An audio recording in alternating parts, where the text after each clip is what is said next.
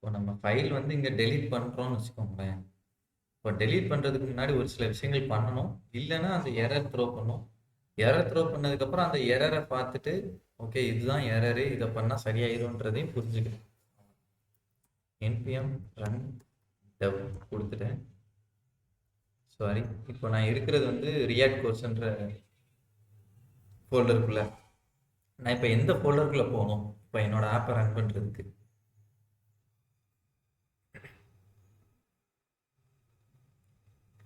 நான் நேற்று பண்ண அதே manifest. ஆ கரெக்ட். இப்போ நான் என்ன பண்ணணும் அப்படின்னா இங்கே இருந்துட்டு கிதியோன் அப்படின்னு சொல்லி ஒன்று இருக்குது, அதுக்குள்ளே ரியாக்ட்னு ஒன்று இருக்குது, அதுக்குள்ளே டே 1, அதுக்கப்புறம் மை ஃபர்ஸ்ட். சரி, இதுக்குள்ளே போயிட்டோம். இப்போ நான் கொடுக்க வேண்டியது npm run dev கொடுத்தோன்னா எனக்கு ஸ்டார்ட் ஆயிரும். சர்வர் ஸ்டார்ட் ஆயிடுச்சா லோக்கலில். இப்போ நம்ம இதை ஓப்பன் பண்ணோம்னா எனக்கு இது வந்துட்டு ஓகே. சரி, நான் இப்போ டைரெக்டாக என்ன பண்ண போகிறேன்னா இந்த அசெட்ன்ற இந்த ஃபோல்டரை டெலீட் பண்ணிப்பேன். டெலீட் பண்ணிட்டேன். இப்போ போய் பாருங்க என்ன சொல்லுது, failed to resolve import. Import பண்ணுறதை என்னால் ரிசால்வ் பண்ண முடியல. டஸ் த ஃபைல் எக்ஸிஸ்ட். இந்த இடத்துல அசட்டு ரியாக்ட் டாட் ஜேஎஸ்பிஜின்ற ஃபைலு, இங்கே சோர்ஸு ஆப் டாட் ஜேஎஸ்க்குள்ளே நம்ம இதை யூஸ் பண்ணியிருக்கோம். இது இப்பவும் இருக்குதா அப்படின்னு சொல்லி கேட்குது. இந்த இடத்துல மென்ஷனும் பண்ணி காட்டியிருப்பாரு. இப்போ இந்த எரரை வச்சு நம்ம பார்த்துக்கலாம் எந்த இடத்துல பிரச்சனை அப்படின்னு சொல்லி. அப்போ நான் இப்போ என்ன பண்ண போகிறேன்னா இந்த இடத்துல தானே பிரச்சனை, ரியாக்ட் லோகோ லைன் நம்பர் 2. இப்போ இதை எடுத்து விட்டு கமெண்ட் பண்ணிடுறேன். சரி, கமெண்ட் பண்ணியாச்சா? இப்போ பார்த்தீங்கன்னா இப்போ கம்ப்ளீட்டாக ஒன்றுமே இல்லை. இப்போ F12 அழுத்தி பார்ப்போம். இப்போவும் எரர் வந்திருக்கு. என்ன எரர்னா ரெஃபரன்ஸ் எரர் வந்திருக்கு. React logo is not defined. இப்போ என்ன அர்த்தம் அப்படின்னா இங்கே இம்போர்ட் பண்ணியிருக்கோம். இந்த இம்போர்ட்டு அதுக்கப்புறம் எக்ஸ்போர்ட்லாம் இருக்கும், அதை நான் அடுத்து சொல்லித்தர்றேன். சரியா? இப்போதைக்கு இந்த ரியாக்ட் லோகோன்னு சொல்லி ஒரு நேமில் இந்த ஃபைலை நம்ம இந்த இடத்துல இம்போர்ட் பண்ணி வச்சுருந்தோம். அதை கமெண்ட் பண்ணதுனால இப்போ அந்த இது வந்து ரெஃபரன்ஸ் இல்லை. ஸோ அதனால இதை கமெண்ட் பண்ணிட்டோம்னா நமக்கு மற்றது வேலை செய்தா. இப்போ என்னன்னா அந்த ரியாக்ட் அந்த இமேஜ் வந்து இங்கே விசிபிளாக இருக்கு, அவ்வளோதான். சரி, இப்போ நான் என்ன சொல்ல வந்தேன்னா இந்த அசட் ஃபோல்டரை ரிமூவ் பண்ணிக்கலாம். ஆப் டாட் ஜேஎஸ் தேவையில்லை. உங்களுக்கு தேவைப்பட்டதுன்னா நீங்கள் ஆப் டாட் ஜேஎஸ்எக்ஸ்குள்ளே ஏதாவது கோடு வச்சுருக்கீங்க அப்படின்னா அதுக்குன்னு சொல்லி நீங்கள் இதுக்குள்ளே என்ன செஞ்சுக்கலாம், சிஎஸ்எஸ் எழுதுனா எழுதிக்கலாம். ஒருவேளை தேவையில்லைன்னா எடுத்துக்கலாம். இப்போ நமக்கு வந்து மெயினாக என்னென்னா இந்த இடத்துல தேவையில்லைன்னு நான் நினைக்கிறேன். Index dot CSS. அப்போ எதெல்லாம் டெலீட் பண்ணுறீங்களோ உங்களுக்கு தேவைன்னா நீங்கள் சிஎஸ்எஸ் ஃபைல் கிரியேட் பண்ணிக்கலாம். ஆல்ரெடி இருக்கிற ஃபைலே நீங்கள் யூஸ் பண்ணணும்னு அவசியம் இல்லை. தேவைன்னா யூஸ் பண்ணிக்கலாம், இல்லைன்னா நீங்கள் டெலீட் பண்ணிடலாம். சரியா? அப்போ இண்டெக்ஸ் டாட் சிஎஸ்எஸ்ல நீங்கள் இங்கே பார்த்தீங்கன்னா உங்களுக்கு அந்த ரூட்டை டார்கெட் பண்ணி டார்கெட் பண்ணி இதெல்லாம் பண்ணியிருக்காங்க. ஸோ அது இப்போதைக்கு இருக்கணும்னு நான் நினைக்கிறேன், அதனால அது இருக்கட்டும். இப்போ ஆப் டாட் ஜேஎஸ்ல இங்கே ஒரு ஃபைல் இருக்குது பார்த்தீங்களா, ஒயிட் டாட் எஸ்விஜி. இந்த ஒயிட் டாட் எஸ்விஜி எங்கே இருக்குன்னு பார்ப்போம். பப்ளிக்குள்ளே இருக்குதுன்னு நினைக்கிறேன். ஆமாம், இந்த இருக்கு பாருங்க. இந்த ஃபைலும் நமக்கு தேவையில்லை, இதையும் வேணால் எடுத்து விட்டுருவோம். அவ்வளோதான். எடுத்துட்டு இதையும் தூக்கிட்டோன்னா இது ரெண்டுமே தேவை கிடையாது. நீங்கள் ரியாக்ட் 16 அதாவது ரியாக்ட் 19க்கு முன்னாடி இருந்த வரைக்கும் நம்ம கிரியேட் ரியாக்ட் ஆப் யூஸ் பண்ணி ஆப் கிரியேட் பண்ணுறோம்ல, அங்கே வந்து எக்ஸ்ட்ரா 2 ஃபைல் டெலீட் பண்ணுற மாதிரி இருக்கும். இங்கே அந்த மாதிரி இல்லை. இங்கே எல்லாமே மோஸ்ட்டாக நெசசரி ஃபைல்ஸ் தான். சரி, இப்போ எங்கன்னா இந்த இடத்துல எரர் வந்திருக்கு, நான் இதை எடுத்து விட்டுறேன். ஒர்க் ஆகும். இப்போ நீங்கள் இந்த நான் நேற்று வந்து ஒயிட் டாட் கான்ஃபிக் டாட் ஜேஎஸை டெலீட் பண்ணலாமா இல்லை இஎஸ் லிண்ட்டை டெலீட் பண்ணலாமான்னு சொல்லிட்டு கேட்டுட்டு ஒரு பார்த்துட்டு வரேன்னு சொல்லியிருந்தேன். White dot config dot JS வந்து நமக்கு டெவலப்மெண்ட்டுக்கு இது கட்டாயமாக தேவை, அதனால் இதை டெலீட் பண்ணக்கூடாது. ESLint.config.js டெலீட் பண்ணலாம். டெலீட் பண்ணா நமக்கு வேலை நடக்கும். ஆனா ஒரு சில எரர்ஸ் இருக்கு தெரியுமா? அந்த எரர்ஸ் நம்ம சின்டாக்ஸ் எரர் ஒரு சிலது நம்ம மிஸ் பண்ணுவோம். தப்பு விடுவோம். அந்த எரர்லாம் நமக்கு காட்டணும். அதெல்லாம் ஃபர்ஸ்ட்டே ஐடென்டிஃபை பண்ணணும் அப்படின்னு நீங்க நினைச்சீங்கன்னா, அதாவது விஎஸ் கோட்லயே நீங்க ஐடென்டிஃபை பண்ணணும்னு நினைச்சீங்கன்னா, அந்த ESLint வந்து இருக்கணும். அந்த ஃபைல் இருந்துச்சுன்னா, உங்களுக்கு அந்த என்ன நடக்கும்னா, எரர்ஸ் எல்லாம் விஎஸ் கோட்லயே உங்களுக்கு தெரிஞ்சிடும். சரியா? இதை டெலீட் பண்ணாலும் வேலை நடக்கும். ஆனா அதை டெலீட் பண்ணா அந்த விஷயம் என்னன்னா, டீபக் பண்றது மீன்ஸ் ப்ரோ அந்த white.config.js சொன்னீங்கல்ல அது வந்து என்ன பர்பஸ்க்கு இருக்குது அது? வைட் வந்து ஒரு பில்ட் டூல். இங்க நம்ம இதை ரன் பண்றதுக்கு, ஆப்பை ரன் பண்றதுக்கு, அதுக்கப்புறம் நம்ம இங்க இருந்து ஆப்பை பில்ட் பண்ணி பேக் பண்றதுக்கு, அதாவது டெவலப்மெண்ட்டுக்கு பேக் பண்றதுக்கு, இதுக்கெல்லாம் நம்ம என்னதான் யூஸ் பண்ணிட்டு இருக்கோம்னா வைட்ன்ற டூல் யூஸ் பண்ணிட்டு இருக்கோம். ஸோ அதுக்கான கான்ஃபிகரேஷன் தான் இது. நீங்க வைட்டுன்னு சொல்லி நீங்க தனியா படிக்க ஆரம்பிச்சீங்கன்னா, இப்போதைக்கு பெருசா நமக்கு தேவை கிடையாது. வைட்டு நீங்க படிக்க ஆரம்பிச்சீங்கன்னா உங்களுக்கு நிறைய கண்டென்ட் இருக்கு. நம்ம ரியாக்டோட யூஸ் பண்றோம். இன்னும் மற்ற ஃப்ரேம் ஒர்க்ஸோடலாம் யூஸ் பண்ண முடியும் இதை. அது பற்றின டீட்டெயில்ஸும் இங்கே கொடுத்துருக்கோம். இப்போதைக்கு நமக்கு இது வந்து எதுக்குன்னா, நம்ம டெவலப்மெண்ட் பண்ணுறதுக்கு, ஆப்பை பில்ட் பண்ணுறதுக்கு இதெல்லாம் இது நல்லா ஹெல்ப் பண்ணும். வைட் அந்த அளவுக்கு புரிஞ்சுக்கிட்டா அவ்வளோதான். இதில் ஒரே ஒரு நிமிஷம் வெயிட் பண்ணுங்க, வந்துடுறேன். ஓகே சரி, நான் இப்போ வந்துட்டு இதுக்கப்புறம் நெக்ஸ்ட் இதுக்கு போகட்டுமா, இல்லை உங்களுக்கு இதில் வேற எதுவும் கொஸ்டின்ஸ் இருக்குதா? சரி சரி ஓகே. அப்போ இன்னைக்கு நம்ம பார்க்க போகிறது காம்பனன்ட்ஸ்னால் என்னன்னு சொல்லி பார்க்க. ரியாக்டில் காம்பனன்ட்ஸ் நான் நேற்றே சொல்லியிருந்தேன். காம்பனன்ட்ஸை பற்றி நீங்கள் ஒரி பண்ணிக்க தேவையில்ல, நம்ம படிக்க போகிறோம் அப்படின்னு சொல்லிட்டு. சரி, in React.js, components are independent, reusable building blocks of the user interface. அப்போ காம்பனன்ட் வந்து தனித்துவமானது. சரி, அது எவ்வளோ தனித்துவமானதுன்றதை அடுத்து பார்க்கணும். ரீயூசபிள் பில்டிங் பிளாக்ஸ், இது எதோட ரீயூசபிள் பில்டிங் பிளாக்ஸ்னா யூசர் இன்டர்ஃபேஸ். யூசர் இன்டர்ஃபேஸ்னா நமக்கு என்னதுன்னா, நமக்கு தெரியும் நம்மளோட ப்ரௌசரில் நம்ம பார்க்குறது. சரியா? அப்போ நம்ம அங்கே கிரியேட் பண்ணுற ஒவ்வொன்றையும் ரீயூஸ் பண்ணிக்கலாம் காம்பனண்ட்டை வச்சு அப்படின்றத சொல்லியிருக்காங்க. அது எப்படின்றத அடுத்து பார்க்கணும். They are JavaScript functions or class that return JSX code. Okay, அப்போ காம்பனன்ட்ஸ் வந்து ஒன்று ஜாவாஸ்கிரிப்ட் ஃபங்க்ஷனாக இருக்கலாம், அல்லது ஜாவாஸ்கிரிப்டில் இருக்கிற கிளாஸஸாக இருக்கலாம். சரியா? அது என்ன பண்ணும்னா JSX-ஐ ரிட்டர்ன் பண்ணும். Okay, describing what should be displayed. அதை வந்து என்ன பண்ணும்னா, ஒன்று JSX-ஐ ரிட்டர்ன் பண்ணும், அடுத்து என்ன என்ன விஷயத்த நம்ம ஸ்க்ரீனில் ரெண்டர் பண்ணணும், டிஸ்பிளே பண்ணணுன்றத சொல்லும். இதுதான் காம்பனன்ட்ஸ். அதாவது இப்போ என்கிட்ட இப்படி ஒரு பேஜ் இருக்குன்னு வச்சுக்கலாம், ஒரு வெப் பேஜ் இருக்குதுன்னு வச்சுக்கிறோம். இதில் எனக்கு வந்துட்டு இந்த இடத்துல ஒரு ஃபார்ம் எனக்கு வந்து காட்டணும்னா, நான் இந்த ஃபார்மை தனியாக ஒரு காம்பனண்ட்டுன்னு வச்சுக்கலாம். காம்பனண்ட் நம்ம எழுத போகிறோம், உங்களுக்கு புரியும். இப்போ நான் எக்ஸாம்பிள் சொல்கிறேன். இந்த ஒரு காம்பனண்ட், இது ஒரு காம்பனண்ட் வச்சுக்கோங்க. இந்த ஒரு காம்பனண்ட் வந்து ஒரு ஃபார்மை நான் தனியாக ஒரு காம்பனண்ட்டாக வச்சுக்கிறேன். இதே மாதிரி எனக்கு ஒரு பட்டன் இருக்கலாம், இந்த பட்டன் ஒரு காம்பனண்ட், இந்த ஃபார்ம் ஒரு காம்பனண்ட். அதுக்கப்புறம் இங்கே ஒரு லிஸ்ட் ஆஃப் டேட்டா இருக்குன்னு வச்சுக்கோங்க, இல்லைனா ஒரு சைட் பார் இருக்குதுன்னு வச்சுக்கலாம். இந்த மாதிரி ஒரு சைட் பார் இருக்குன்னு வச்சுக்கலாம். இந்த சைட் பார் எனக்கு என்னது, ஒரு காம்பனண்ட். அப்போ என்னோட வெப்பேஜில் இருக்கிற அல்லது வெப் ஆப்பில் இருக்கிற ஒவ்வொன்றையும் நான் காம்பனண்ட்டாக எடுத்து வச்சுப்பேன். ஸ்ப்ளிட் பண்ணி பார்ட்டாக பிரித்து வச்சுக்கிறேன். அப்படி பிரித்து வச்சுக்கிறதுக்கு பேர் காம்பனண்ட். அதை எல்லாத்தையும் அடுத்து சேர்ந்து மெர்ஜ் பண்ணுவோம், அது முன்னாடி பார்ப்போம். சரி, இதுல ஏதாவது கொஸ்டின் இருக்குதா? இல்ல bro. சரி. Components help components help break down complex UI into smaller.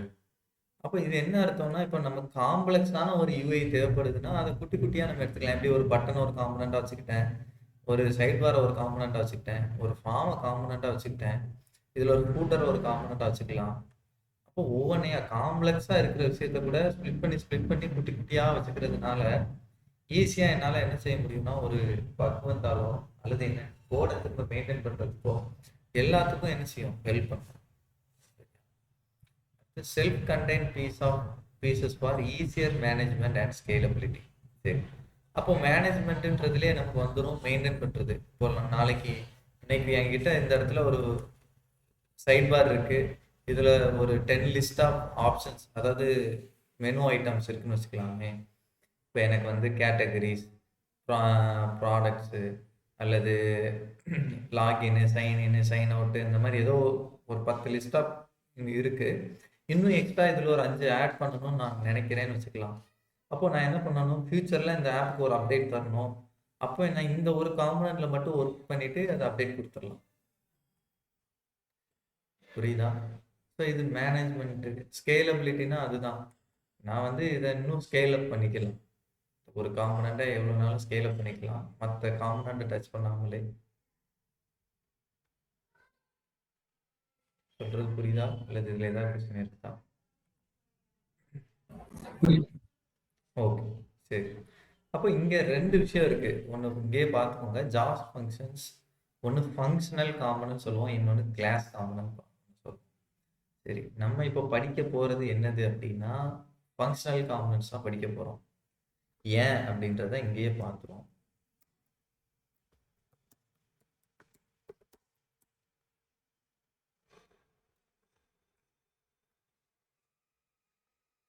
Okay,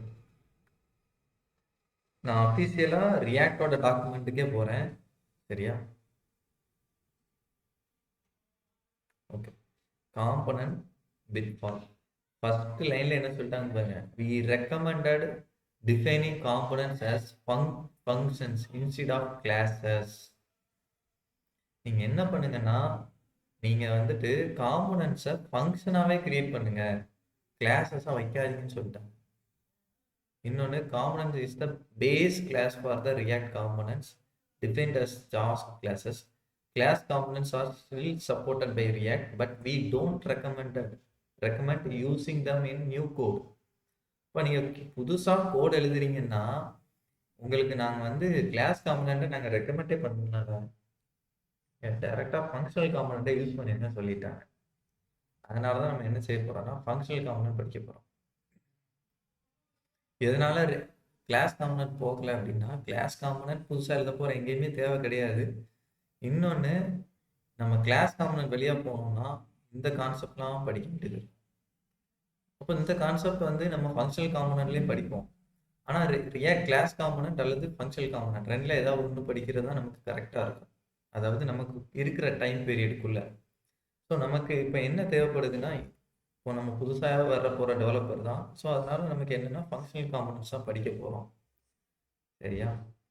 இல்லைனா நீங்கள் அதுக்கப்புறம் வரக்கூடிய இந்த ஹூக்ஸுன்றது இங்கே ஸ்டேட்டு, ஹூக்ஸு, ப்ராப்ஸு எல்லாமே என்ன ஆகும்னா டிஃப்ரென்ஸ் இருக்கும் கிளாஸ் காம்பனண்ட்டுக்கும் ஃபங்க்ஷனல் காம்பனண்ட்டுக்கும். அதாவது அதோட ஃபங்க்ஷனாலிட்டி ஒன்று தான், எழுதுகிற சிண்டெக்ஸ் வந்து டிஃப்ரென்ஸ் இருக்கும். ஸோ நம்ம இப்போ என்ன படிக்க போகிறோம்னா ஃபங்க்ஷனல் காம்பனண்ட் தான் டைரெக்டாகவே படிக்க போகிறோம். சரி, அப்போ இங்கே ஃபங்க்ஷனல் காம்பனண்ட்னா என்னன்னு பார்க்கலாம்.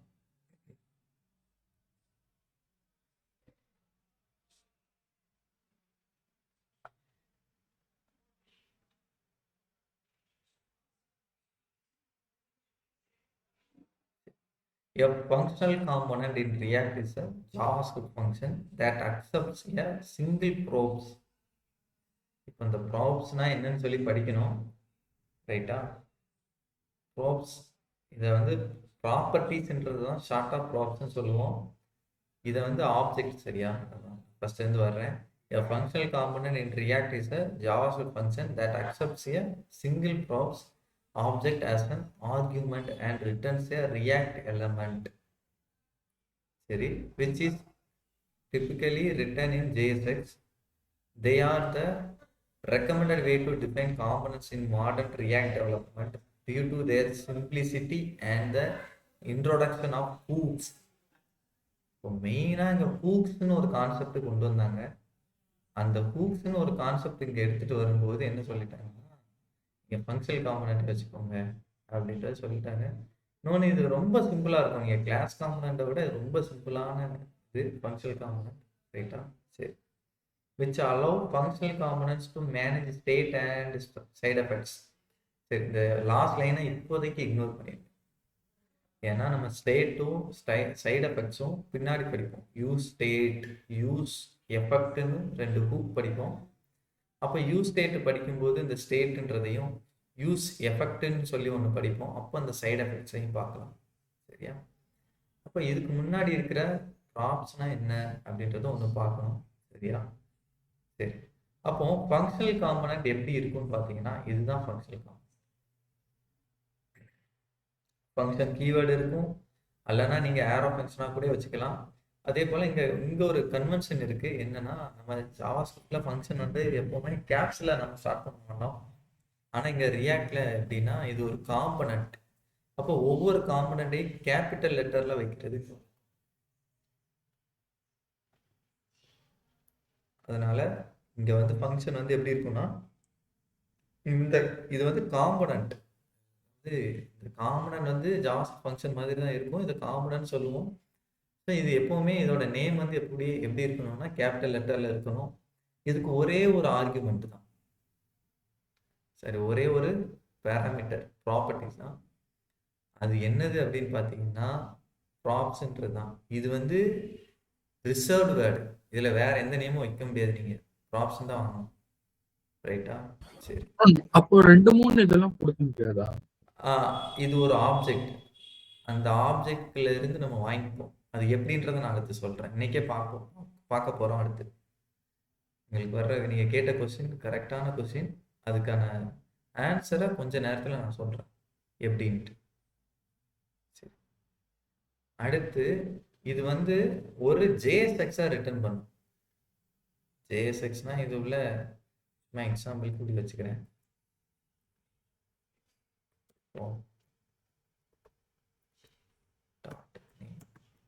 இந்த கோட் புரியலனாலும் பரவாயில்ல, இருக்கட்டும். நம்ம அடுத்து இதை பார்க்க போகிறோம். இதில் ஃபங்க்ஷனல் காம்பனண்ட் எப்படி இருக்கும்னா, இது வந்து ஒரு ஜாவாஸ்கிரிப்ட் ஃபங்க்ஷன் மாதிரி தான் இருக்கும். எப்போவுமே அதோட நேம் கேபிட்டல் லெட்டரில் தான் ஸ்டார்ட் ஆகும். அதுக்கு ஒரே ஒரு பேராமீட்டர் தான் ப்ராப்ஸ்ன்றது. சரியா? அது வந்து எதை ரிட்டர்ன் பண்ணும் அப்படின்னா, ஒரு ஜேஎஸ்எக்ஸை ரிட்டர்ன். சரி, இதில் ஏதாவது குழப்பம் இருக்கா இப்போ நான் சொன்னதுக்கு? ஒருவேளை புரியாமல் இருந்தால் பரவாயில்ல, உங்கள் கொஸ்டினை நோட் பண்ணி வச்சுக்கோங்க. நான் அடுத்து இதை முடிக்கும்போது நீங்கள் கேட்கலாம். இந்த ஃபங்க்ஷனல் காம்பனண்ட்டை நான் கோடிலேயே வச்சு காட்டுறேன், அதுக்கப்புறம் நீங்கள் கேட்கலாம். சரி, அடுத்து பிஃபோர் ரியாக்ட் 16.8 இதுக்கு முன்னாடி class components were the only way to track the state and life cycle on a React component. அப்போ ஸ்டேட்டுன்னு ஒன்று இருக்குதா, அந்த ஸ்டேட்டையும் லைஃப் சைக்கிள்ன்றது என்னதுன்னா அந்த சைடு எஃபெக்ட்ஸில் தான் வரும். இந்த யூஸ் எஃபெக்ட் படிக்கும்போது இந்த லைஃப் சைக்கிளையும் நான் சொல்லித்தருவேன். ஸோ இந்த ரெண்டையும் மெயின்டைன் பண்ணுறதுக்கு யார் தான் முதல்ல ஹெல்ப் பண்ணியிருந்தாங்கன்னா கிளாஸ் காம்பனண்ட். சரியா? ஃபங்க்ஷன்ஸ் காம்பனண்ட்ஸ் வேர் கன்சிடர் ஸ்டேட்லெஸ். அப்போ ஸ்டேட் இல்லாமல் இருந்துச்சு. அப்போ ஹூக்ஸ்ன்னு எப்போ கான்செப்ட் ஒன்று கொண்டு வந்தாங்களோ, இதுக்கப்புறம் தான் கொண்டு வந்தாங்க. 16.8க்கு அப்புறம். அப்போ அதுக்கப்புறத்துல இருந்து ஃபங்க்ஷனல் காம்பனண்ட்டை நம்ம என்ன செஞ்சிட்டோம், யூஸ் பண்ணாங்க. சார், சைடு எஃபெக்ட் அப்படின்றது தான் யூஸ் எஃபெக்ட்டுமா? சைடு எஃபெக்ட்ஸ்ன்றது வேறங்க. சைடு எஃபெக்ட்ஸ் வந்து என்னன்னா, நம்ம ஏபிஐ ரிக்வெஸ்ட்லாம் பண்ணுறோம்ல, அதாவது சைடு எஃபெக்ட்ஸ்ன்னு சொல்லுவோம். நான் சைடு எஃபெக்ட்ஸை பற்றி இந்த யூஸ் எஃபெக்ட்னு ஒரு புக் படிக்கும்போது நான் சொல்கிறேன். இந்த மாதிரி சைடு எஃபெக்ட்ஸை பற்றி, சைடு எஃபெக்ட்ஸை ஹேண்டில் பண்ணுறதுக்கான ஒரு புக்கு தான் எனது யூஸ் எஃபெக்ட்ன்ற புக்கு. நான் உங்களுக்கு சொல்லித்தரேன். படிக்கும்போது புக்ஸுக்குள்ளே போகும்போது கட்டாயமாக அதை படிக்கும். யா, இன்னைக்கு ஃபங்க்ஷனல் காம்பனண்ட் அப்புறம் ப்ரோப்ஸை படிக்கும். நாளைக்கே இருக்குதுன்னு நினைக்கிறேன் ஒரு டைம். ஆமாம், கண்டிஷனல் ரெண்டரிங். ஓகே, நெக்ஸ்ட்டு மாடியூலில் வருது உங்களுக்கு புக்ஸ். சரி. ஓகே. அப்போ நம்ம இப்போ என்ன பண்ணலாம்னா, டைரெக்டாக இங்கே போவோம். நமக்கு ஆல்ரெடி நான் என்ன பண்ணியிருக்கேன்னா, ஆப் டாட் ஜேஎஸ்எக்ஸ்னு ஒன்று வச்சுருக்கேன். கரெக்டாக மெயின் டாட் ஜேஎஸ்எக்ஸ்னு என்கிட்ட ஒன்று இருக்குது. சரி. அப்போ இப்போ என்ன பண்ண போறேன்னா, இந்த ஆப் டாட் ஜேஎஸ்எக்ஸ்குள்ளே இருக்கிற எல்லாத்தையுமே தூக்க போகிறேன். சரியா? சரி. இதில் இருக்க எல்லாத்தையுமே எடுத்து விட்டுறேன். எடுத்து விட்டுருவோம். இந்த இதுவும் தேவையில்லை. யூஸ் ஸ்டேட் ஹூக்கு, இது ஒரு ஹூக்கு. இதை பின்னாடி படிப்போம். இப்போ இது எல்லாத்தையும் எடுத்து விட்டுருட்டுமா? சரி. எடுத்து விட்டுட்டு இங்கே ஒரு டிவ்வை மட்டும் வெறுமனே ரிட்டர்ன் பண்ண போகிறேன். இப்படி ரிட்டர்ன் பண்ணிடலாம். ரிட்டர்ன் பண்ணிட்டீங்கன்னா உங்கள் ஆப்பில் எதுவுமே இருக்காது, எம்டியாக தான் இருக்கும். எரரே வரல, காட்டுறேன். ரெஃப்ரெஷ் பண்ணாலும் எதுவுமே வரல. சரியா? இது ஒயிட்ல இருந்து வருது. கனெக்டிங். சரி, ஓகே. சரி. இப்போ இதில் ஹலோ யாஹூ அப்படின்னு போட்டு வைக்கிறேன். வந்துருச்சா?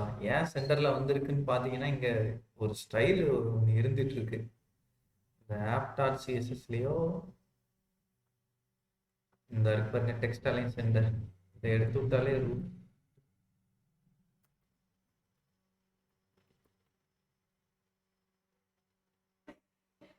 இன்னும் சென்டரில் தான் இருக்கான். இப்போ எங்கேயோ ஒரு இடத்துல அதுக்கான ஸ்டைல் ஒன்று இருக்கு. டெக்ஸ்ட் டாட் சிஎஸ்எஸ் மேபி இருக்கலாம்னு நினைக்கிறேன்.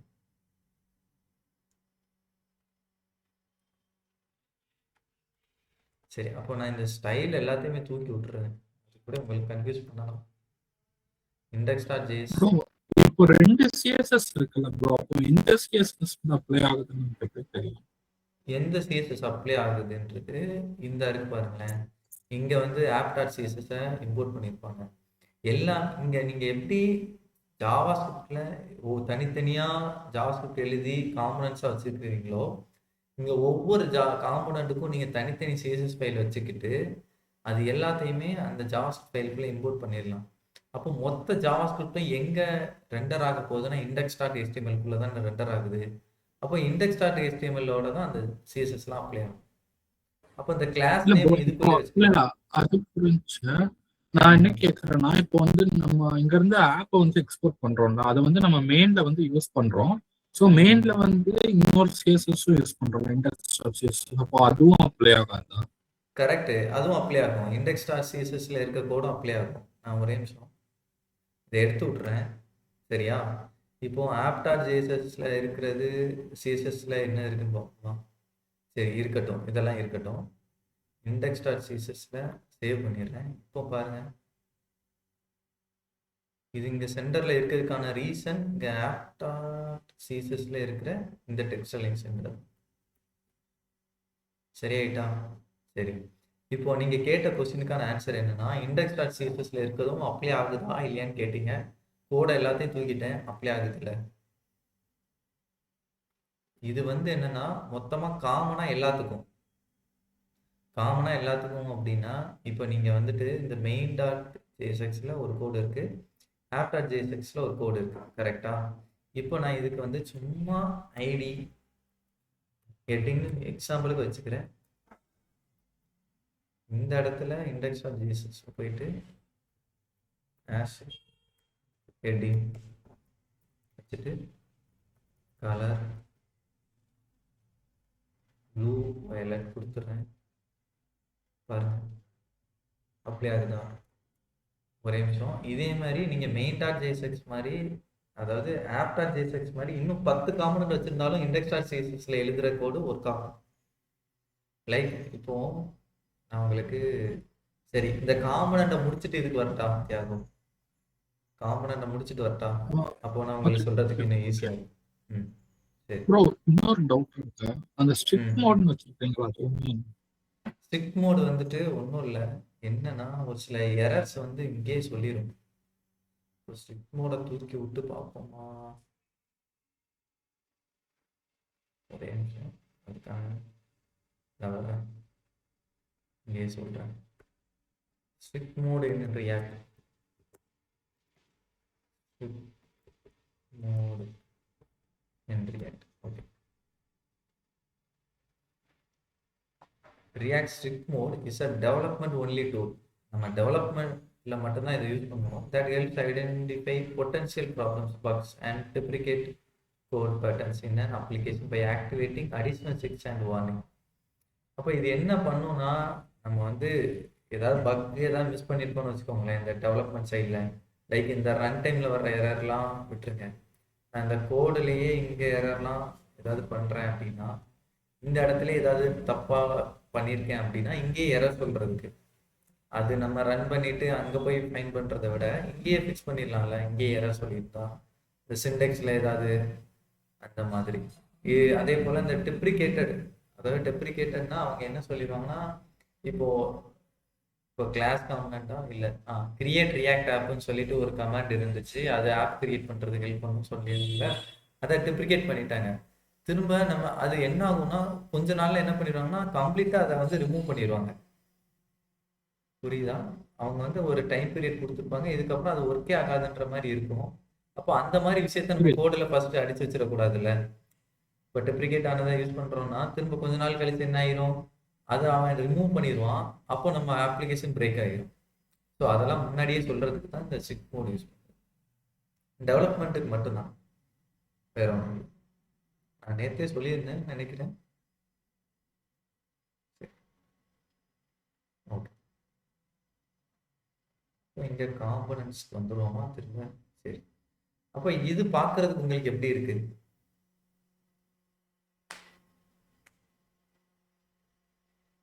இதை பார்க்கறதுக்கு எப்படி இருக்கு? ஃபங்க்ஷன் மாதிரி இருக்கு. ஆனால் நான் உங்களுக்கு ஆல்ரெடி சொல்லியிருந்தேன், ரியாக்டில் ஃபங்க்ஷனல் காம்பனண்ட் எப்படி இருக்கும்னா கேபிட்டலில் ஸ்டார்ட் ஆகும், ஒரு ஜேஎஸ்எக்ஸை ரிட்டர்ன் பண்ணுவோம். இங்கே வந்து HTML போட்டிருக்கேன், இதுக்குள்ளே ஜேஎஸ்எக்ஸும் போட்டுக்கலாம், ஒன்றும் பிரச்சனை இல்லை. இப்போ வந்து நேம் தானே, கான்ஸ்ட்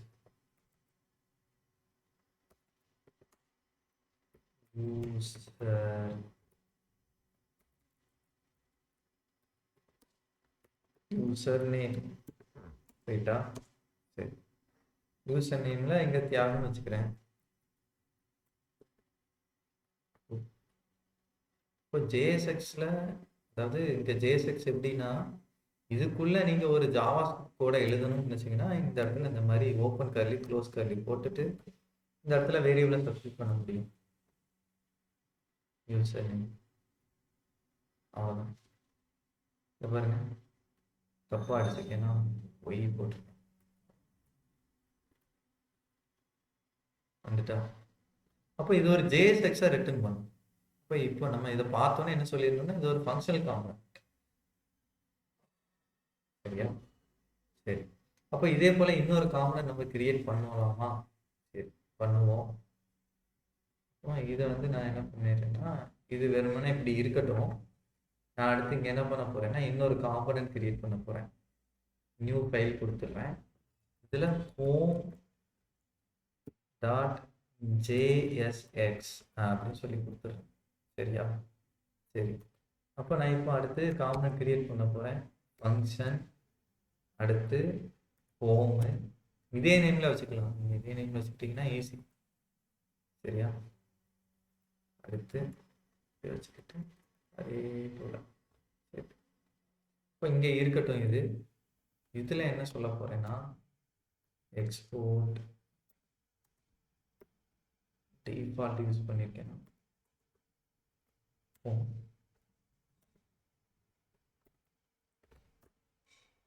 இந்த எக்ஸ்போர்ட் இம்போர்ட்டை பற்றி நம்ம பார்ப்போம். main.jsx, சரி, app.jsx. ஓகே, சரி, இப்போ நான் இதில் என்ன பண்ண போகிறேன்னா, ரிட்டர்ன் பண்ண போகிறேன். என்ன ரிட்டர்ன் பண்ண போகிறேன்? ஒரு டிவ்வை ரிட்டர்ன் பண்ண போகிறேன். இதில் ஹலோ பிராமி அப்படின்னு வச்சுக்கிறேன். சேவ் பண்ணிட்டேன். போய் பாருங்க, இன்னும் வரல. ஏன் வரலன்னா, இந்த காம்பனண்ட்டை நம்ம இன்னும் எங்கேயுமே ரெண்டரே பண்ணல. சரி, அப்போ ரெண்டர் பண்ணிடுவோமா? இங்கேருந்து எக்ஸ்போர்ட் பண்ணிட்டோம். இந்த காம்பனண்ட்டை நமக்கு எங்கே தேவையோ அங்கே இம்போர்ட் பண்ணிக்கலாம். சரியா? இப்போ நான் app.jsx போகிறேன், இங்கே இம்போர்ட் பண்ண போகிறேன். இம்போர்ட் ஹோம்னு வந்துட்டா, சரி ஹோம் கம்பனண்ட். இந்த இடத்துல அதாவது இப்போ நான் வந்து இப்படி போட முடியாது, இதுக்கு பதிலாக இப்போ என்ன பண்ண போறேன்னா இந்த மாதிரி ரேப் பண்ண போறேன்.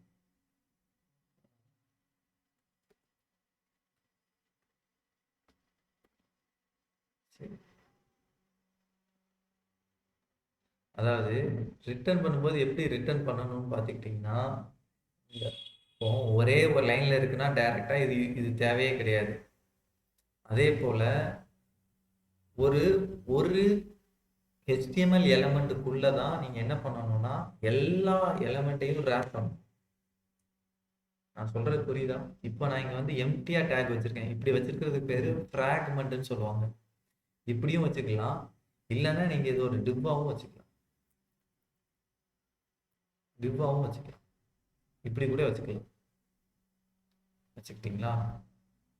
இப்போ திரும்ப அதே போல தான் இருக்க போகுது. சரி, இப்போ இந்த ஹோம்ன்ற காம்பனண்ட்டை எடுத்துக்கிட்டோம். சரியா? இப்போ நான் என்ன பண்ண போறேன்னா இந்த ஹோம் காம்பனண்ட்டை நான் இங்கே ரெண்டர் பண்ண போறேன். இப்படி தான் போட்டிருக்கேன். இப்போ பாருங்க, ஹலோ அபிராமி வந்துட்டா. என்ன நடக்குதுன்றது புரியுதா? இல்லது இதுல எது கொஸ்டின் இருக்குதா?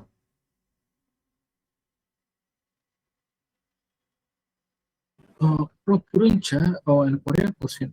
இப்போ வந்து இப்போ ஒரு ஜேஎஸ்எக்ஸ்குள்ள வந்து நான் 2-3 ஃபங்க்ஷன் அந்த மாதிரிலாம் கொடுக்க முடியாதா? கட்டாயமா வைக்கலாம். ஃபங்க்ஷன்ஸ் நீங்க வச்சுக்கலாம், இதுக்குள்ள வச்சுக்கணும். இப்போ இங்க ஒரு பட்டன் இருக்குன்னா அந்த இல்ல இல்ல, பட்டன் நான் அந்த ஃபங்க்ஷன் ஆப் வச்சிருக்கீங்களா, அந்த மாதிரி நான் 2 வச்சு 2 எக்ஸ்போர்ட் வச்சுக்கலாம் வச்சுக்கலாம் வச்சுக்கலாம். கட்டாயமா வைக்க முடியும், கட்டாயமா வைக்கலாம். நம்ம அதுக்கு வந்து என்ன பண்ணுவோம்னா, இது வந்து டிஃபால்ட் எக்ஸ்போர்ட்டா, இன்னொன்று நேம்டு எக்ஸ்போர்ட்னு ஒன்று இருக்கு.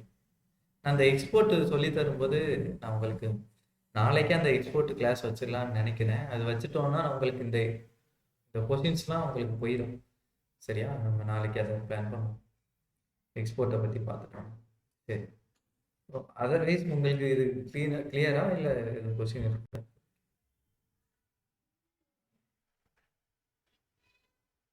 ஹலோ, கேக்குது? புரியலங்க. இல்ல சார், எந்த கொஸ்டினும் இல்ல. சரி, ஓகே. சரி, அப்போ நான் இப்போ என்ன பண்ண போறேன்னா, தியாகம் நீங்க கேட்டீங்கல்ல, நான் வந்துட்டு அந்த ஃபங்க்ஷனுக்குன்னு சொல்லி அந்த காம்பனண்ட்டுக்கு நான் டேட்டா அனுப்பணும்னு சொன்னீங்க, கரெக்டா? அதை இப்போ அனுப்புவோமா? சரி, இப்போ app.jsxக்குள்ள இருக்கும். இப்போ நீங்க வந்து இதே போல எத்தனை காம்பனண்ட்னாலும் எடுத்துக்கோங்க, எத்தனை காம்பனண்ட்னாலும் எடுத்து வச்சுக்கிட்டு, இப்போ நான் ஹோம்னு ஒன்று வச்சிருக்கேனா, இப்போ நான் என்ன பண்ண போறேன்னா அடுத்து வந்துட்டு ஹீரோன்னு ஒன்று வச்சுக்கிட்டா, நம்ம முன்னாடியே பார்த்துக்கோமா, இந்த இந்த பார்ட்டை ஹீரோன்னு வச்சுக்கலாம், இல்லைன்னா கான்டெக்ட்ஸ்னு வச்சுக்கலாம். சரி, ஒன்று பண்ணுவோம். இப்போ ஹோம்ன்றத இதில் அபிராமின்னு இருக்கா, இதை நான் என்ன பண்ணிடுறேன்னா ஹோம்னு மாற்றிடுறேன். சரி, இருக்கட்டும். அடுத்து இன்னொரு ஃபைல் கிரியேட் பண்ணுறேன், கான்டெக்ட்ஸ் .jsx. ரைட்டா? சரி, இப்போ இங்கேயும் கிரியேட் பண்ணுவோம். இங்கே ஆரோ ஃபங்க்ஷன் பண்ணட்டா, கான்ஸ்ட்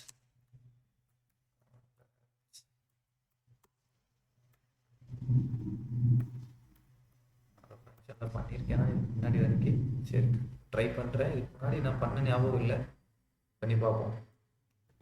பண்ண முடியும். ரிட்டர்ன் இதில் அதே போல் ஃப்ராக்மெண்ட் யூஸ் பண்ணுறேன்.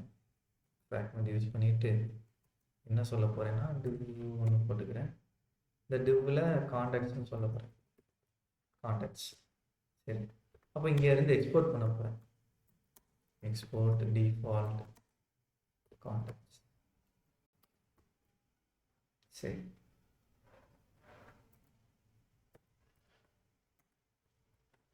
சரி, அப்போ இப்போ என்ன பண்ண போகிறேன்னா அந்த கான்டெக்டை இங்கே இம்போர்ட் பண்ணிக்கிறேன்.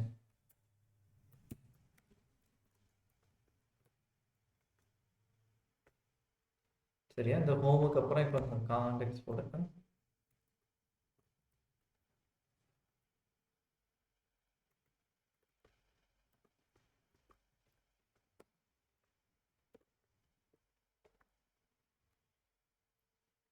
வந்துட்டான். என்ன நடக்குதுன்னு தெரியுதா? இது அதே போல் காமனர் கிரியேட் பண்ண எக்ஸ்போர்ட் பண்ணினேன், அதை திரும்ப app.jsxக்குள்ளே இம்போர்ட் பண்ணினேன், அதை எடுத்து இங்கே வச்சிட்டேன். அப்போ இப்போ நான் சொன்ன கான்செப்ட் இப்போ புரிய வரும்னு நினைக்கிறேன். எல்லாத்தையும் தனித்தனியாக வச்சுக்கிட்டு இந்த இடத்துல மெர்ஜ் பண்ணுறேன் app.jsxக்குள்ள.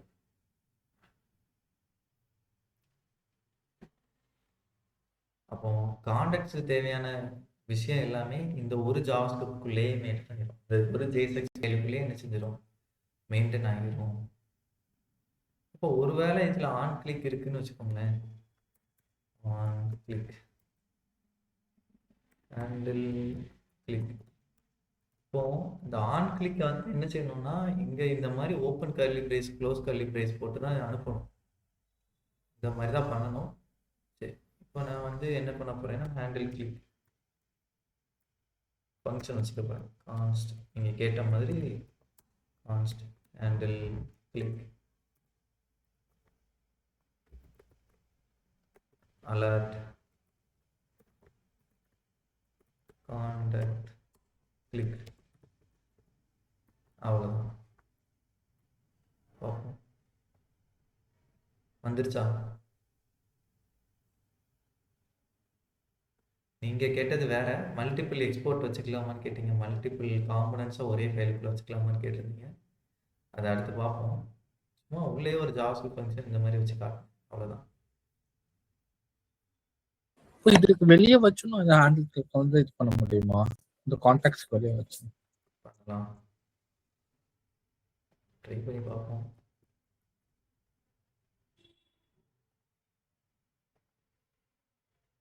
அதோட ரெஃபரன்ஸ் அங்கேயே இருக்கும்ல, சொல்றது புரியுதா? நம்ம ரெஃபரன்ஸ் ஆல்ரெடி பார்த்துக்கோங்க, ஸ்கோப் பார்த்துருக்கோம்ல. இல்ல எனக்கு இப்போ புரியுது ப்ரோ. ஆனா வந்து ஸ்கோப் வைஸ் வந்து இது தப்பு தான். எதனால தப்புன்னு சொல்றீங்க? இல்ல ஹேண்டில் கிளிக்ங்கிறது வந்து நான் வந்து ஃபர்ஸ்ட் யூஸ் பண்றேன், கான்டாக்ட்ஸ்ல யூஸ் பண்றேன். ஆனா கான்டெக்ட்ஸ் வந்து அதாவது அதான் கான்டாக்ட்ஸ்ல யூஸ் பண்ணியிருக்கிறேன். ஆனா அது வந்து எனக்கு வந்து அதுல யூஸ் பண்ற டைம் வந்து எனக்கு வந்து இதா இருக்காது, லைக் இது வந்து போஸ்டா இருக்காதுல்ல. எது, அதாவது திரும்ப ஒரு டைம் சொல்லுங்க, எது இதா இருக்காது? இல்ல ஹேண்டில் கிளிக்ங்கிறது வந்து இப்போ ம் வந்து டாப்ல வந்து நீங்க யூஸ் பண்ணிருக்கீங்க ஆன் கிளிக்ல. ம் ஆனா வந்து அது வந்து ஹோஸ்டே ஆயிருக்காதுல்ல ஹேண்டில் கிளிக் அந்த டைம்ல. இந்த கான்டெக்ட்ஸ் வரும்போதா? ஆமா. எதனால ஹோஸ்ட் ஆயிருக்காதுன்னு சொல்றீங்க? இப்போ இங்க இருக்கிறது எல்லாமே இதோட டாப் தானே, புரியுதா? இதோட ஃபர்ஸ்ட் இடத்துக்கு போயிடும், கரெக்டா? எல்லாமே டாப்புக்கு போயிடும் இல்ல ப்ரோ, கான்டெக்ட்ஸ். இல்ல ஒரு நிமிஷம், ம் ஒரு நிமிஷம். ஆஹ் இப்ப நான் அன்டிஃபைன்டா எப்படி இருக்கும், சொல்ல அவ்வளவுதான். வரேன்னா, ம்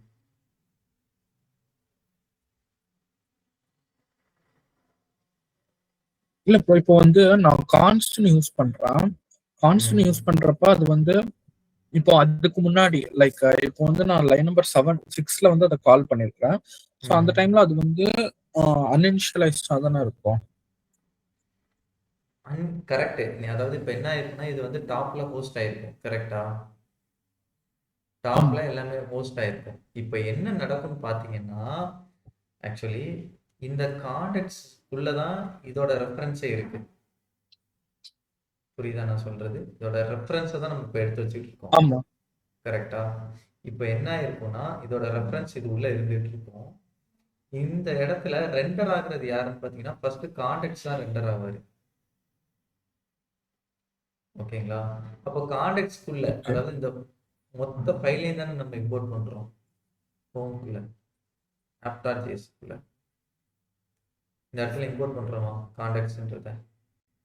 அந்த ஆமா. பர்டிகுலர் ரெஃபரன்ஸோட சேர்த்து இம்போர்ட் பண்றோம். யார? இங்க இருக்கிறவங்கள, கரெக்டா?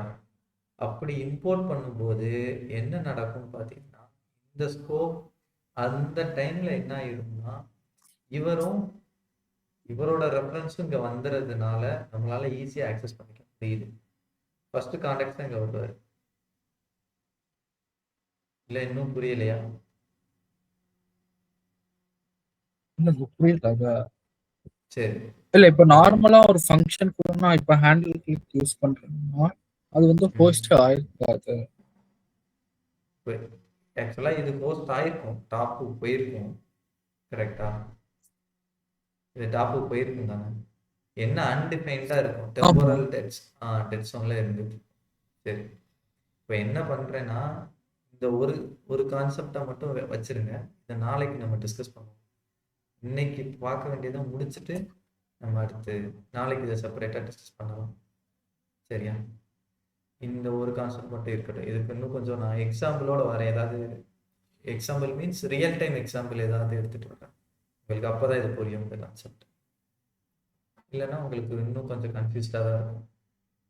சொல்றது புரியுதா? என்ன சொல்றேன்?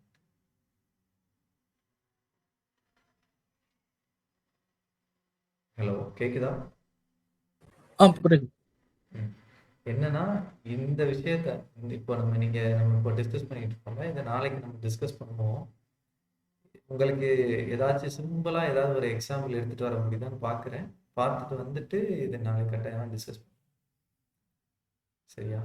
இப்போதைக்கு இந்த கிளிக்கே நீங்க வந்து இது பண்ணி வச்சுக்கோங்க, இருக்கட்டும். இங்கேயும் இது தேவையில்லை. நம்ம இப்போ ப்ராப்ஸை பார்த்துட்டு, ஏன்னா ப்ராப்ஸை கன்ஃபியூஸ் பண்ணக்கூடிய ஒரு விஷயம், அதை முடிச்சுட்டு வருவோம். சரியா?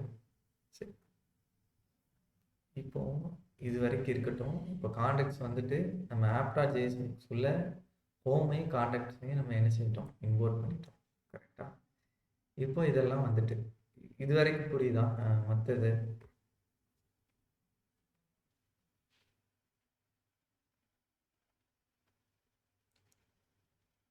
மற்ற புரியுது. விஷயங்கள் புரியுது. சரி, ஓகே. இப்போ நான் என்ன பண்ண போறேன்னா, ஹலோ, இந்த யூசர் நேம் இங்கே எடுத்துட்டு வெல்கம்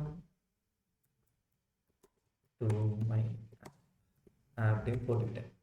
சரி, இப்போ நான் என்னோட ஹோமில் நான் என்ன பண்ண போறேன்னா இந்த யூசர் நேம் அனுப்ப போறேன். அது நேம்னு கூட நீங்கள் அனுப்பலாம். அப்படி அனுப்புறதுக்கு முன்னாடி நீங்கள் ஒரு ப்ராப் அனுப்பும்போது இந்த open curly brace close curly brace போட்டுட்டு தான் நம்ம என்ன செய்யணும், அனுப்ப முடியும்.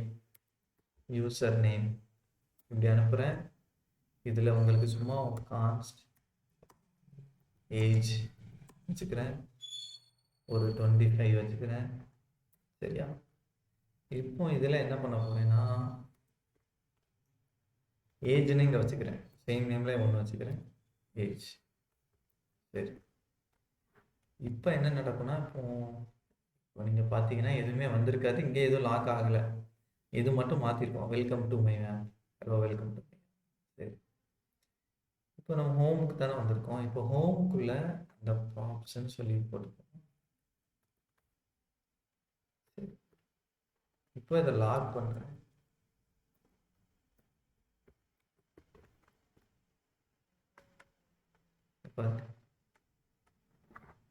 யாஹூ ஏஜ் ப்ராப்ஸ்ன்றது ஒரு ஆப்ஜெக்ட். சரி, இந்த ஆப்ஜெக்டை பற்றி லேசாக படிச்சுட்டு வந்துடுவோமா? சரி, இந்த இருக்கு பாருங்க, ஆப்ஜெக்ட் இங்கே மென்ஷன் பண்ணியிருக்காங்களா? சரி, இதை முடிச்சுட்டு இந்த டெஃபினிஷனை சொல்கிறேன். அதுக்கப்புறம் அந்த டெஃபினிஷன் ஈஸியாக புரியும். சரி, இப்போ என்ன நடந்திருக்குன்னா நம்ம 2 ப்ராப் நம்ம அனுப்பணும். எங்கே app.jsxல இருந்துட்டு ஹோம் காம்பனண்ட்டுக்கு அனுப்பியிருக்கோம்.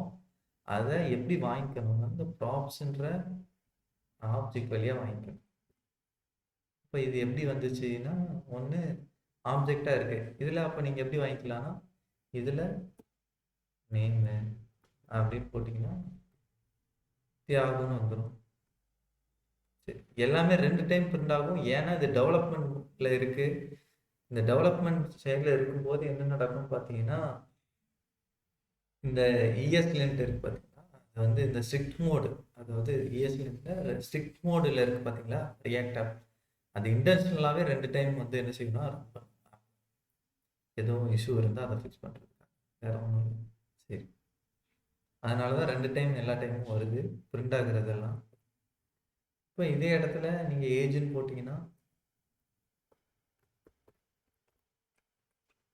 25 வருதா? சரி, அப்போ இதே விஷயத்த நம்ம இங்கே போடுவோமா? இங்கே காம்பனண்ட் ஹோம்னு இருக்குதா? அப்போ இங்கே ரெண்டர் பண்ணுவோம். ரைட்டா? இப்போ இங்கே ஃப்ராக்மெண்ட் போட்டுக்கிறேன். போட்டுட்டு நீங்கள் ஒரு HTML எலமெண்ட்டும் வச்சுக்கலாம், இல்லைன்னா இந்த மாதிரி ஃப்ராக்மெண்ட் போட்டுட்டு கூட நீங்கள் பண்ணிக்கலாம். அது ஒன்றும் தப்பு இல்லை.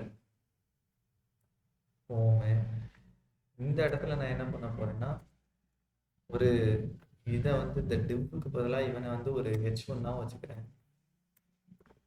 H1 வச்சுக்கிட்டு இதில் என்ன பண்ண போறேன்னா 2 பி டேக் வந்து போட போகிறேன். ரைட்டா? ஃபர்ஸ்ட் வந்து இதில் கர்லி பிரேசஸ் போட்டு props டாட் நேம். ரைட்டா? அடுத்ததா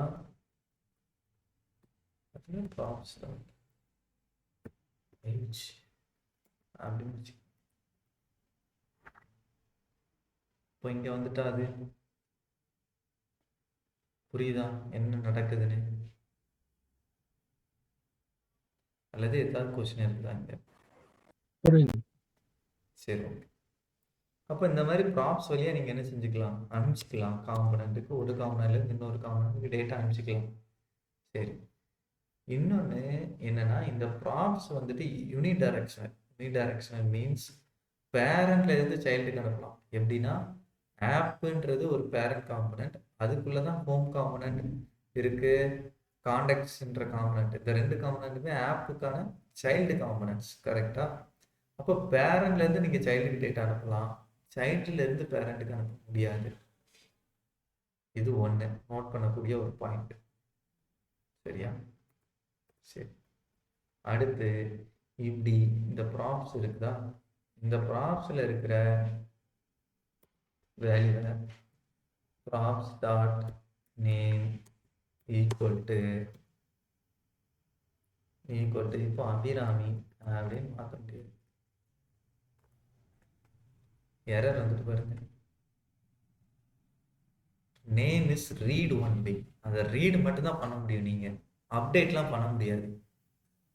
எரர் வந்துட்டா இப்போ ப்ராப்ஸை நீங்கள் என்ன செய்ய முடியாது, அப்டேட் பண்ண முடியாது. அது வந்துட்டு நான் எடிட்டபிள் ப்ராப்ஸில் இருக்கிற வேல்யூஸ் அப்படின்றதையும் நீங்கள் புரிஞ்சுக்கணும். நான் சொன்ன பாயிண்ட்ல ஏதாவது கொஸ்டின் இருக்குதா?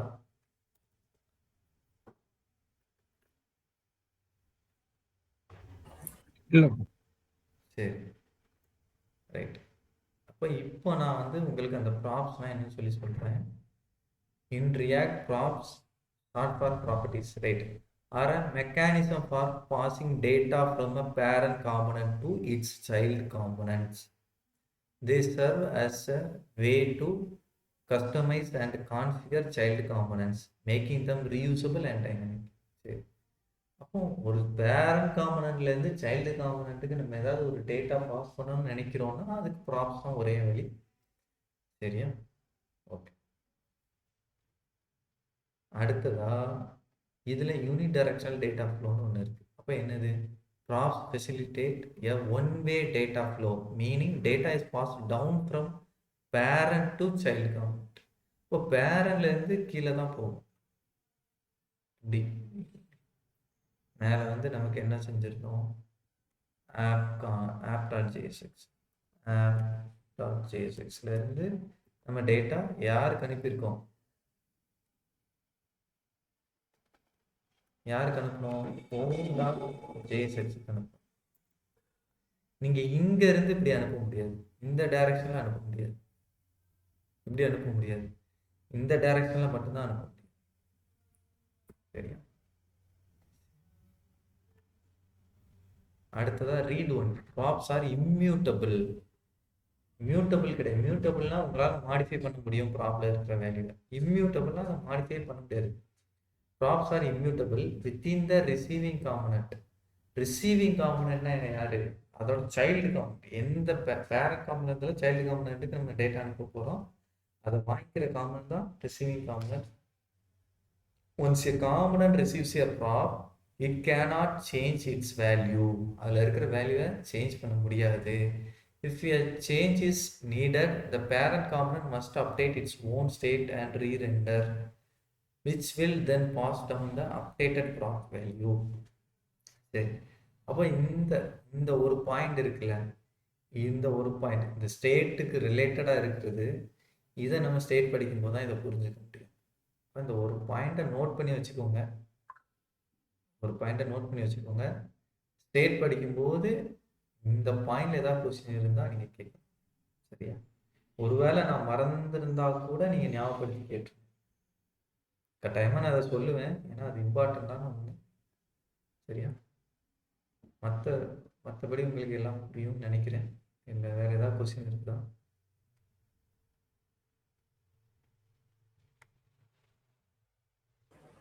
இல்ல சரி, அப்போ இந்த ப்ராப்ஸை நீங்கள் இப்படியும் வாங்கிக்கலாம். எப்படி நம்ம எப்படி படிச்சிருக்கோமா, கான்ஸ்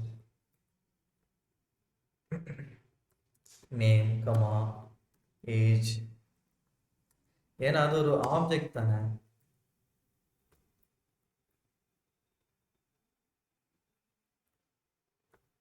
கரெக்டா? இங்கே நான் இப்போ எப்படி ஆக்சஸ் பண்ணியிருக்கேன்னா, இந்த மாதிரி ஆக்சஸ் பண்ணியிருக்கேன்னா, இப்போ நான் இப்போ இப்படி எடுத்துக்கிறேன்.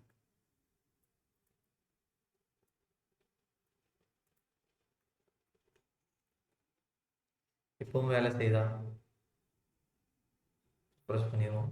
இப்பவும் வேலை செய்தா? இதில் இது உங்களுக்கு ஏதாவது கொஸ்டின் இருக்குதா? இல்ல சரி, அப்போ நீங்கள் இப்படி வாங்கினதை இங்கேயே நீங்கள் இப்படி வாங்கிடலாம். இது பேர் ஆப்ஜெக்ட் டி ஸ்ட்ரக்சரிங். இங்கே பண்ண வேலை தான் அதை இங்கே பண்ண போகிறோம். Name comma age.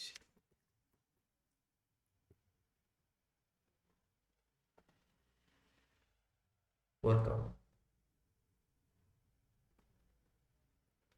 அவ்வளோதான்.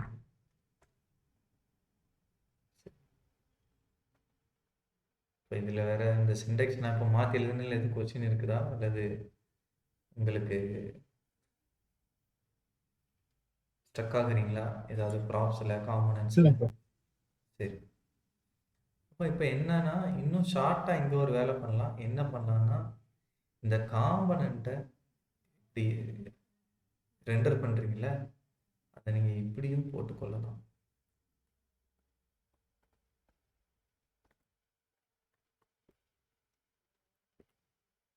இப்போவும் வேலை செய்யும். ஹோம் காம்பனன்ட் கான்டெக்ட்ஸ்லாம் வேலை செய்யும். இப்படி போட்டுக்கலாம். நீங்கள்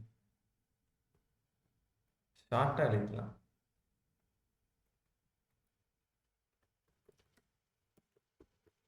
அவ்வளோதான். இதே போல் நீங்கள் ஹோம் காம்பனண்ட்டுக்கும் கான்டாக்ட்ஸுக்கும் இதே டேட்டாவை நீங்கள் பாஸ் பண்ணனாலும் பாஸ் பண்ணலாம், தப்பு கிடையாது. நீங்கள் அதை ட்ரை பண்ணி பாருங்கள். இப்போ ரீயூசபிள் அப்படின்னு சொல்லிட்டு இருந்தோம்ல, இப்போ ரீயூசபிள்லாம் என்ன அர்த்தம்னா, இந்த ஹோம் காம்பனண்ட்டை இந்த இருக்குல்ல, இங்கேயும் நீங்கள் கான்டாக்ட்ஸ்குள்ளே கூட நீங்கள் யூஸ் பண்ணிக்கலாம். எப்படின்னா, இப்போ நான் இப்போ பாருங்களேன், இம்போர்ட் ஹோம் அப்புறம் இங்கேருந்து இம்போர்ட் பண்ணிட்டேன். இப்போ நான் இதை எடுத்து இங்கே போடுறேன் பாருங்க, என்னாச்சு? User name is not define. User name எங்கே இருக்கு? ஓ ஓ ஓ எங்கே ஆப்டாஜேசி. ஓகே, இதை அப்படியே கால் பண்ணிடுவோம். அவ்வளோதானே. கான்டெக்ட்ஸ்குள்ளே போயிட்டு சரி, இப்போ பாருங்க, கான்டாக்ட்ன்ற காம்பனண்ட்டுக்குள்ளே தான் இந்த ஹோம் காம்பனண்ட் இப்போ இருக்கு. இப்போ ரீயூஸ் பண்ணியிருக்கோம். இது புரியுதா இல்லை நான் உங்களுக்கு குழப்பி விட்டேன்னா? ஒரு காம்பனண்ட்டை எங்கனாலும் எத்தனை டைம்னாலும் யூஸ் பண்ணிக்கலாம். ப்ரோ இது புரிஞ்ச ஒரே ஒரு டவுட் மட்டும். இப்போ வந்து சைல்ட் காம்பனண்ட் பாஸ் பண்ண முடியும்னு சொன்னீங்கல்ல, இப்போ வந்து ஆனா வந்து சைல்ட்ல இருந்து பேரண்ட்டுக்கு பாஸ் ஆகாதுன்னு சொன்னீங்க. இப்போ வந்து சைல்டு ஏதாச்சும் ஒரு அப்டேட் பண்றேன்னா அது வந்து பேரண்ட்டையும் அஃபெக்ட் பண்ணுதாங்க? அஃபெக்ட் பண்ணணும் அப்படின்னா அதுக்கு நீங்க ஸ்டேட்னு ஒரு ஸ்டேட் யூஸ் பண்ணணும். ஓகே, அது ஸ்டேட் வந்து அந்த பிரச்சனை இருக்கு ரியாக்ட்ல. நீங்க சொன்ன மாதிரி நீங்க சைல்டை நான் அப்டேட் பண்றேன், அதாவது ஒரு ஸ்டேட் வேல்யூவையே சொல்றேன். மேபி உங்களுக்கு இந்த கான்செப்ட் தெரிஞ்சிருக்குன்னு நினைக்கிறேன். ஒருவேளை தெரிஞ்சதுனால இதை கேட்கலாம். அதாவது ஒரு சைல்டுல இருந்து நீங்க வந்து ஒரு சைல்டு டு பேரண்ட்டுக்கு டேட்டாவை நீங்க பாஸ் பண்றீங்கன்னு வச்சுக்கலாம். இது பேரண்ட், இது சைல்டு, சிஹெச். ஓகேங்களா? சரி. இதுல ஒரு ஸ்டேட் வேல்யூ இருக்கு. இந்த ஸ்டேட்டையே நீங்க இங்க பாஸ் பண்றீங்கன்னா, ஒருவேளை இந்த ஸ்டேட் அந்த சைல்டுக்குள்ள இருந்து ஏதோ அப்டேட் பண்றீங்கன்னு வச்சுக்கலாம். ஸ்டேட் அப்டேட், எஸ்யூ. ஸ்டேட் அப்டேட் பண்றீங்கன்னா, அப்டேட் பண்ற அந்த வேல்யூ இந்த பேரண்டே அஃபெக்ட் பண்ணும்.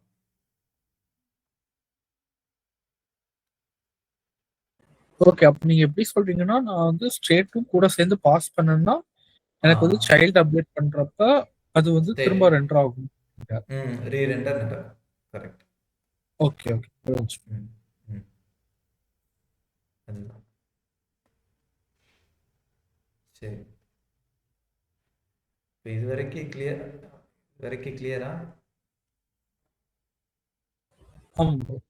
அபிராமி, உங்களுக்கு நீங்க கொஞ்சம் சைலண்டாவே இருந்துட்டு இருக்கீங்க. புரிஞ்சா? ஆமா சார், கிளியர் சார். சரி. அப்போ இதை பார்த்துட்டு வாங்க. காம்பனன்ட்ஸையும் ப்ராப்ஸையும் பார்த்துட்டு வாங்க. நான் என்ன பண்றேன்னா, நாளைக்கு நீங்க கேட்ட அந்த ஒரு கொஸ்டினுக்கு பெஸ்ட் எக்ஸாம்பிள் ஏதாவது ரொம்ப சிம்பிளா சொல்லறதுக்கு ஏதாவது பார்க்குறேன். ஒன்று. அடுத்து ரெண்டாவது என்னன்னா, அந்த இம்போர்ட் எக்ஸ்போர்ட்டை கொஞ்சம் பார்த்துட்டு அப்படியே நாளைக்கு இந்த கண்டிஷனல் ரெண்டரிங் கவர் பண்ண முடிஞ்சதுன்னா, கண்டிஷனல் ரெண்டரிங் இப்போவே சொல்லி கொடுத்துடலாம். சரி, வரேன். இப்போ இங்கே வர்றேன். கண்டிஷனல் ரெண்டரிங்னா ஒன்றும் இல்லை, true or false value base பண்ணி எந்த வேல்யூ எது ரெண்டர் பண்ணணும். நான் சொல்லியிருந்தேன்ல, ஹோம் காம்பனன்ட் ரெண்டர் பண்ணணுமா, கான்டாக்ட் காம்பனன்ட் ரெண்டர் பண்ணணுமான்றதை இப்போ பண்ணணும். சரி. இப்போ இந்த கான்டாக்ட்ஸ்னு ஒரு காம்பனன்ட் இருக்குதா? இப்போ நான் கான்ஸ்ட் ஒன்று பண்ணுறேன், லெட் வச்சு யூஸ் பண்ணிக்கிறேன். இஸ் ட்ரூ அப்படின்னு ஒன்று வச்சுக்க போகிறேன். இது ஸ்டேட் இருந்தாலும் ஒர்க் ஆகுமா, ஒரு டைம் ட்ரை பண்ணி பார்ப்போம். இல்லைன்னா ஸ்டேட் படிக்கும்போது அப்படியே அப்டேட் பண்ணும். சரி, சொன்னது ட்ரூன்னு வச்சுக்கிறேன். இப்போ என்ன பண்ண போகிறேன்னா, இதில் இப்படி ஒன்று வச்சுக்கிறேன். ஏன்னா இதுக்குள்ளே நான் ஜாவா ஸ்கிரிப்ட் இப்போ எழுதணும். இஃப் கண்டிஷன் போட்டுக்கிட்டேன். சரி, இதில் இஃப் போட வேண்டாம். எப்படி போடணும்?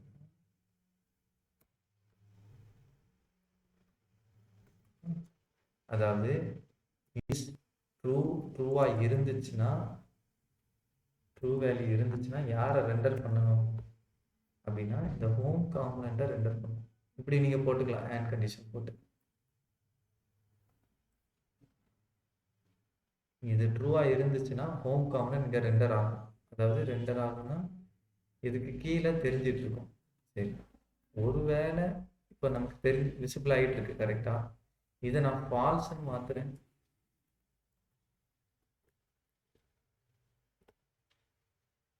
இப்போ விசிபிள் இல்லையா? கான்டெக்ட்ஸ் கீழே விசிபிள் இல்லை. இந்த கான்டெக்ட்ஸை இன்னும் ஓல்டராக மாற்றிடுவோமா? H1 மாற்றிடுவோம். சரி, கான்டெக்ட்ஸ் அதுக்கு கீழே ஹோம் இல்லை பாருங்க. இதுதான் கண்டிஷனல் ரெண்டரிங். ஒரு வேல்யூல இருக்கிற ட்ரூ ஆர் ஃபால்ஸ் பேஸ் பண்ணி ஒர்க் ஆகும். இப்போ எக்ஸாம்பிளுக்கு சும்மா ஒரு பட்டன் வச்சு நம்ம ட்ரை பண்ணி பார்ப்போம். பட்டன் $5 வச்சுக்கிறேன். சரியா? இதில் ஆன் கிளிக்ல ஸ்டேட் வச்சு அப்டேட் பண்ணும்போது தான் அப்டேட் ப்ராப்பராக நடக்கும்னு நினைக்கிறேன். ஒரு ட்ரை பண்ணுவோம். Is true equal to already இருந்ததுக்கு ஆப்போசிட்டாக வைக்கணும்னு சொல்கிறேன். அப்போ என்ன நடக்கும்? ட்ரூவாக இருந்தால் ஃபால்ஸ்னு அசைன் ஆகும், ஃபால்ஸ்னு இருந்தால் ட்ரூன்னு அசைன் ஆகும். கரெக்டா? ஓகே, இது ஃபங்க்ஷன் கால் பண்ணும். இங்கே ஃபங்க்ஷன் கால் ஃபங்க்ஷன் டெஃபினிஷன் பண்ணணும். டிஃபைன் பண்ணிடுவோம். இதுக்குள்ளே ஒரு ஃபங்க்ஷன் டிஃபைன் பண்ணியிருக்கேன். புரியுதா? இப்படியும் நீங்கள் பண்ணிக்க முடியும். இந்த ஓப்பன் கர்லி க்ளோஸ் கர்லிக்குள்ளே ஒரு ஃபங்க்ஷனை டிஃபைன் பண்ணியிருக்கேன். அப்போ ஆன் கிளிக் ஆகும்போது இந்த ஃபங்க்ஷன் உங்களுக்கு கொடுக்க முடியுமா? நான் வந்து ஃபங்க்ஷனாவே நான் கொடுக்கலாம். ஃபங்க்ஷனாவே நீங்க கொடுக்கலாம், எக்ஸ்பிரஷனாவே கொடுக்கலாம். எக்ஸ்பிரஷனாவே ஆனா நேம் லைக் ஃபங்க்ஷன் டிக்ளரேஷன் கொடுக்கக்கூடாது. ஃபங்க்ஷன் இப்போ நீங்க வந்து இன்னொரு ஃபங்க்ஷனையும் நீங்க இப்படி ரெஃபரன்ஸ் பண்ணலாம். நம்ம ஃபர்ஸ்ட் பண்ணோம்ல இந்த மாதிரி. இல்ல அது புரிஞ்சுச்சு ப்ரோ, அது புரிஞ்சுச்சு. ம். நான் இது கேட்குறேன் லைக் இப்போ நம்ம நார்மலா ஃபங்க்ஷன் எழுதுவோம்ல, ஃபங்க்ஷன் நேம் கொடுத்து அந்த மாதிரி அப்படி இல்ல பண்ணக்கூடாது. ஃபங்க்ஷன் அப்படி பண்ணக்கூடாது. இல்ல இப்படி பண்ணலாம். ஃபங்க்ஷன் இப்படி தானே கேட்குறீங்க. நான் இப்படி பண்ணலாமான்னு கேட்குறீங்க. கரெக்டா? இப்படி பண்ணலாமான்னு கேட்குறீங்க. இப்படி இல்ல பண்ணலாம். இல்ல இப்படி இல்ல. ஃபங்க்ஷன் கொடுத்து நேம் கொடுக்கறது இல்ல அதெல்லாம் அப்படி பண்ணுவாங்க பண்ணக்கூடாது. அப்படிங்களா? அப்படி பண்ணக்கூடாது. அப்படி ஓகே பண்ணக்கூடாது. இப்படி பண்ணிக்கலாம். ஓகே. ட்ரை பண்ணுவோம். சரி. ஏன்னா இது ஸ்டேட் இருந்தா தான் ரீரெண்டர் நடக்கும். ஸோ அதனால இங்க விசிபிள் ஆகல. சரி இருக்கட்டும். இப்போதைக்கு இதை குழப்பிக்க வேண்டாம். அதாவது மீன்ஸ் நான் அந்த அப்டேட் ஏன் ரெஃப்ளெக்ட் ஆகலைன்றதை குழப்பிக்க வேண்டாம். ஏன்னா நம்ம யூஸ் ஸ்டேட் யூஸ் பண்ணால் மட்டும்தான் அது என்ன செய்யும், வேலை செய்யும்.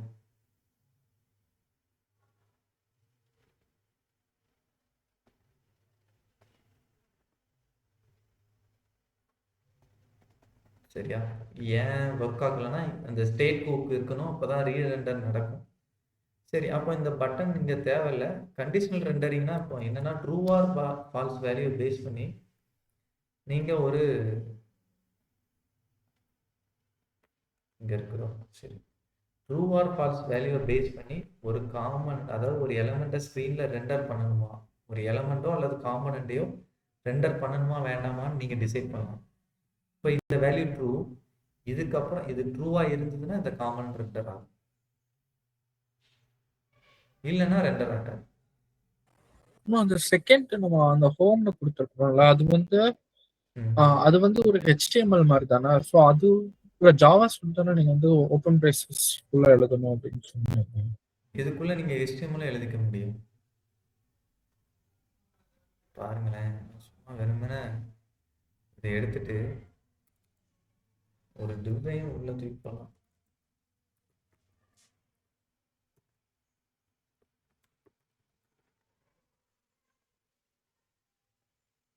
பண்ணிக்க முடியும். ரெண்டையும் மிக்ஸ் பண்ணி எழுதிக்கலாம். அதுதான் JSXI. ஓகே ஓகே ஓகேங்களா? ஆனா நம்ம JS இது ஜாவா ஸ்கிரிப்ட் எழுத போது மட்டும் ஆனா வந்து ஓப்பன் பிரேசஸ் கண்டிப்பா போடணும். ஆமா கண்டிப்பா கரெக்ட். ஓகே சரி, இப்போ இந்த கண்டிஷனல் ரெண்டரிங் புரியுதா ரெண்டு பேருக்குமே? ஓகே சரி. அப்போ இதுதான் இந்த லிஸ்ட் அண்ட் கீஸ் மட்டும் நான் அடுத்து சொல்றேன். இந்த இங்க இருக்குன்னு நினைக்கிறேன் லிஸ்ட் அண்ட் கீஸ். சரி, அப்போ ப்ராப்ஸ் அண்ட் காம்பனண்ட் ரீயூசபிலிட்டியும் பார்த்துட்டோம். கரெக்டாக காம்பனண்ட்டாக நம்ம ரீயூஸ் பண்ணியிருக்கோம்ல மல்டிபிள் இடத்துல, அது பண்ணிக்கலாம். நீங்கள் சும்மா ட்ரை பண்ணி பாருங்கள். உங்களுக்கு இதை போட்டு விளாடுங்க. எவ்வளோ பண்ண முடியுமோ பண்ண முடியுமோ ட்ரை பண்ணி பாருங்கள். அதில் ஏதாவது எரர் வரும், எரர் வரலாம், இல்லை ஏதாவது உங்களுக்கு கொஸ்டின்ஸ் வரலாம், அதெல்லாம் நோட் பண்ணி வச்சுக்கோங்க, நம்ம டிஸ்கஸ் பண்ணலாம். சரி, இந்த தியாகு கேட்டதை மட்டும் நான் நோட் பண்ணிக்கிறேன், நாளைக்கு அதை டிஸ்கஸ் பண்ணலாம். சரி, வேற எதுவும் கொஸ்டின்ஸ் இருக்குதா? சார் எனக்கு என்னோட ப்ராஜெக்ட்ல ஒரு கொஸ்டின் இருக்கு சார். ப்ராஜெக்ட்ல இருக்குதா?